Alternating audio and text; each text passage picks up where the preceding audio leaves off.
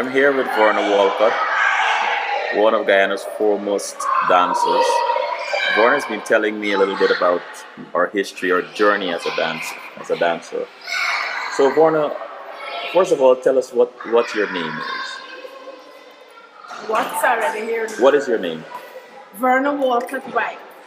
Verna. From Patterson, Verna Patterson. Mhm. Then I borrowed the other two names, Walcott White. Any relationship to Claire Patterson? Yes, we're cousins. Your cousins? Yeah. Interesting.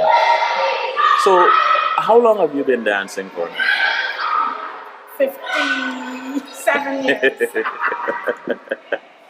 Oh my God. But even now, that's just been 57 long years. Hmm.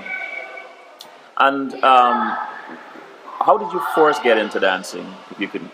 My father, he took us to all the shows, the international shows that came to Guyana. And from there, my interest was piqued. I loved the whole scenario of theatrical work and seeing all those fantastic, fabulous performances. I was intrigued and loved it. So, Do you remember your first dance recital? It wasn't a recital, because in Guyana we didn't have a recital in those days. Uh-huh. Just little performances here and there, dancing for the Queen visit, dancing for different performances, and organizations, etc. You started off with at a dance school, the National School of Dance. Yes, I started with the National School of Dance under Tell us, Williams. Lavina Williams. Where did she come from? Is she originally Guyanese? No, she is Haitian American. And how did she end up in Guyana? She came for Cari Festa I see. in Guyana. When Guyana hosted Cari Festa. And then our president, Burnham, he invited her to come back and form the dance school. So Lavina Williams met you at a dance school. Yes. So Before Lavina, I was taught. I came under several different teachers like Doris Harper Wills, Michael Latham, Helen Tate, Robert Narain, Derek Reed, Mati Dial, Prasad, and then Lavina, because we were all Guyanese who just had little schools around the place in Guyana, and then we danced with them, and then after that, the Guyana National School of Dance was formed. So of all these dancers, which one of them, I'm sure they all left some sort of impression on you, but of all of them, which one was most memorable? I must say Lavina Williams, definitely. Gerardo Lastra, he's from Cuba. He formed the Guyana National Dance Company. And he has a lasting memory. What was so special about him? The different styles that we learned and the discipline that went along with it. Let's talk a little bit about discipline. You're here today at the school, volunteering to teach the children, the young children. This is an annual thing that GCA, Guyana Cultural Association, sponsors. And you're here with the little children, and you do teach children. I want to shift there for a little bit, and I'll get back to your early timeline in dancing. What is it about teaching children that appeals to you? I love to teach children because it helps them with their self-esteem. It helps to keep them off the streets. It helps to motivate their lives. It gives them focus and guidance throughout their lives. This dance is a base that can carry you far in life. Because dance on the whole, is a disciplined art form. And with that, total, you are grounded for life. Hold a second.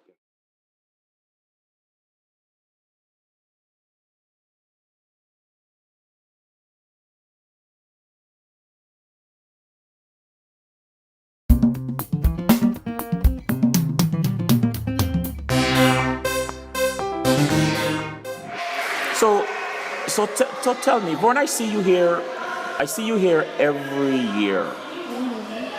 Every time I come, you're here, dedicated, committed.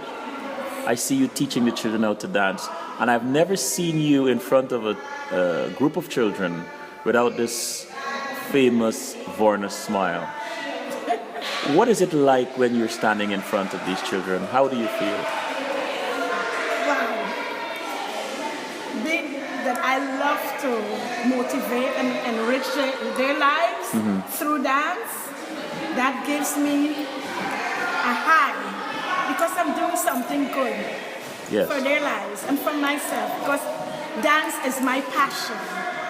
And I would like to impart it to them so that they themselves can carry on in my footsteps and enrich the lives of other children, the younger children coming after.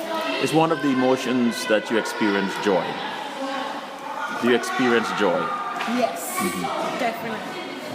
Today I saw you teaching a group of them. Are you preparing them for an event? Yes, there's an event on Sunday, August 3rd at Borough Hall.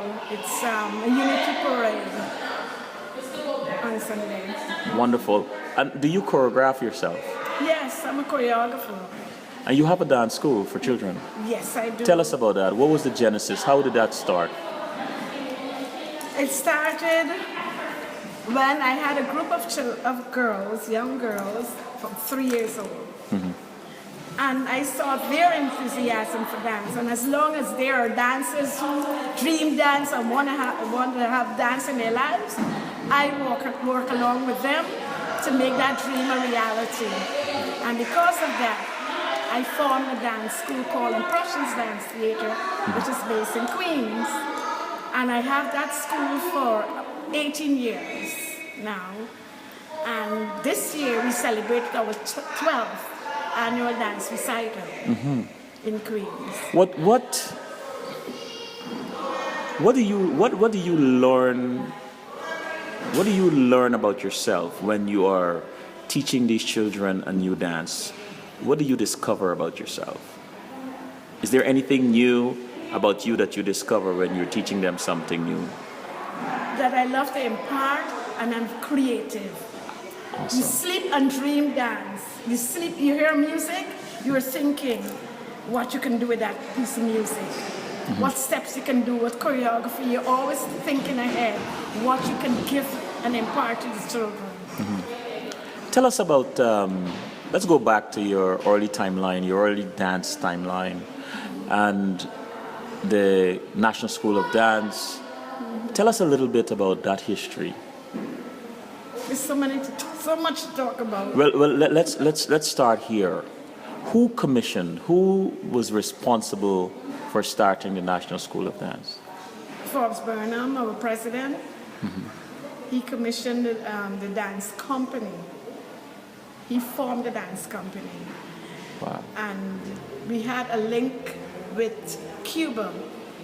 We had a tie with Cuba, so he brought in Cuban professors. All our professors were Cubans. And with that, we had to go to Cuba also for workshops and festivals in Cuba. And what he wanted is for us to be ambassadors in dance, representing Guyana throughout the Caribbean and the world in dance. What was it like for you? What was your experience like the first time you went to Cuba? Phenomenal experience, because it was so much knowledge, so much. The rich Cuban culture is so rich. It starts from the little children, 3 years old, and with that's why I wanted to start with my students the same way. When you look around, there's little children carrying their little guitars, and they're so small. And all around Cuba, in the streets, they dance in the streets, music is playing in the streets, so the culture is rich and alive, vibrant. Yeah. How do you compare that to the Guyana culture then? Well, we didn't have it.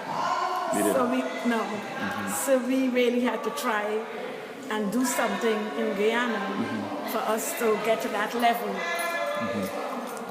And as you danced, on stage in Guyana. You danced at the National Culture Center. What was your most memorable performance, if that's a fair question? I would put it in a nutshell and say there were several. Uh-huh. At the Culture Center you're talking about? Yes, or internationally? Let's start with the Culture Center. Okay, the memorable ones were when we performed with other groups, like the Woodside Choir. Yes. And the Theatre Guild, when we all came together and make one big musical. That is what's memorable. Then I can also say the studio to stage when Verna Williams did the choreographies for Swan Lake. That is imparted in my brains forever. What style of dancing do you enjoy the most? My style is Afro-Caribbean. I love African. I love Afro-Caribbean. It was compulsory for us to do ballet. Yes. And Indian classical Kathak. But do you still remember the Indian classical? of course, every nuances of it. Because it was very intricate and we had to it was compulsory for us to do it. And with that, we had a lot of tests and exams. So it's still in here. Yes. What does dancing do for you? Dancing, this is my life, my livelihood. It makes me live. This is what keeps me going. I'm happy, happy, happy when I am teaching or when I'm dancing. But right now, maybe the age and so I'm not dancing anymore. But what is your most popular style of dancing that you teach these young children? my most popular that I love to impart to the children, I believe it is liturgical. What is called? Liturgical, praise dance. I love it. Really? It comes from inside and I give it. I did a fantastic sequence, a whole ballet, like a praise dance for my recent recital. And the audience went wild. They were on their feet. And everybody couldn't stop talking about the gospel sequence. It was phenomenal. Have you ever mixed the three? Is there such a thing? The three styles. The ballet, what's called Katak? Kathak. Well, we did, it was compulsory for us to learn ballet, jazz, African, modern, praise, Indian classical Kathak. The only style we didn't do was tap. Tap. Until I got to this country, then we did tap. Have you in your choreography ever combined one or two or several of them? Of course, definitely. Because ballet is basic. Right. And when ballet you have to turn out and modern you turn in. You do the opposite. And for a parent who might see this and has their child or children, they want to get into dance, how do they contact you?